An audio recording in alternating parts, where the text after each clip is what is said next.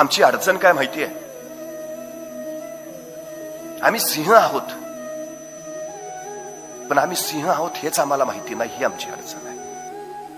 आमच्यात क्षमता आहेत, कुठली क्षमता आहे हे आम्हाला माहिती नाही, ही आमची अडचण आहे. जीवाच्या आकांताने पळत जातो पण नाही पोचू शकत. मान्य कर रे, नाही तुझ्यात ती पळण्याची क्षमता.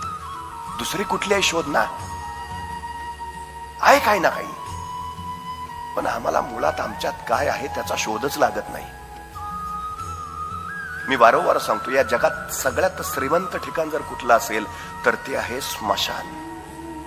जगातलं सगळ्यात श्रीमंत ठिकाण. याचं कारण असं की त्या नियंत्यानं आपल्या प्रत्येकाला काही ना काही अलौकिक गुण दिलाय, अलौकिक क्षमता दिली आहे. पण दुर्दैवानं तो गुण, ती क्षमता आमच्यात आहे हेच आम्हाला माहिती नाही. आयुष्य त्याचा शोध न घेताच तसंच वाया जातं. क्षमतांचा वापरच होत नाही आणि चौघांच्या खांद्यावर गेल्यावर स्मशानात आमच्या बरोबर ती क्षमता सुद्धा राखून तिथंच राहते. अशा असंख्यांच्या असंख्य क्षमता ज्यातून जग घडवता आलं असतं त्या स्मशानभूमीत तशाच न वापर केलेल्या पडून आहेत.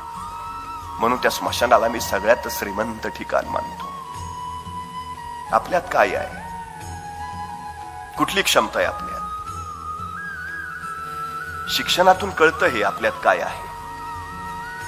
एज्युकेशन हा लॅटिन शब्द आहे, 3 शब्दांपासून बनला आहे. एज्युकेरे, एज्युकेअर आणि एज्युकेटम म्हणजे मुलांमधले सुप्त गुण शोधणं, त्या सुप्त गुणांचं संवर्धन करणं आणि त्याला योग्य व्यासपीठ मिळवून देणं. ह्या 3 क्रिया जिथं घडतात त्याला शिक्षण असं म्हटलं जातं.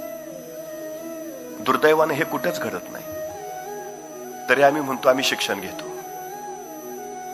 आमच्यातले सुप्त गुण शोधलेच जात नाहीत. सापडले तर त्याचं संवर्धन होत नाही, झालंच तर त्याला व्यासपीठ मिळत नाही. मग कधी कधी आश्चर्य वाटतं, पोलीस मध्ये आपण गातो किती छान, त्याच्यात गुण होता, त्याला व्यासपीठच मिळालं नाही, त्याला इकडचं क्षेत्र मिळालं. आमची अडचण काय माहिती आहे? ज्याला गायनाची आवड आहे त्याला मी गणिताची प्रमेय सोडवायला सांगतो. ज्याला कलेची आवड आहे त्याला आम्ही भूमितीची प्रमेय सोडवायला सांगतो. ज्याला इंग्रजीची आवड आहे त्याला मी डान्सच्या रियालिटी शो मध्ये पाठवतो. ज्याला पोलीस व्हायचं आहे त्याला मी मैदानावर क्रिकेट खेळतो, तेंडुलकर झाला पाहिजे म्हणून सांगतो.